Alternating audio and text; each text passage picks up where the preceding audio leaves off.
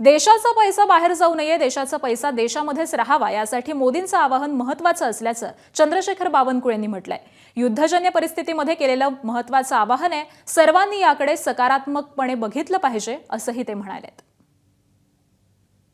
माननीय पंतप्रधान नरेंद्र मोदींचं आव्हान स्वदेशीकडे झुकावाचं आहे.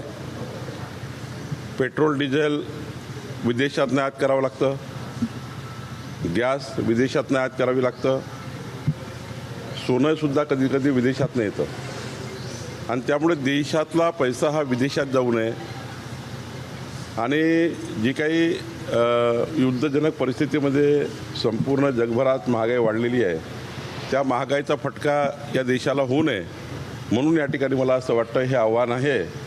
हे आव्हान सकारात्मक घेऊन जनतेने स्वदेशी वस्तूचा वापर करणे हाच या ठिकाणी महत्त्वाचा निर्णय घ्यावा असं मला वाटतं. एबीपी माझा, उघडा डोळे बघा नीट.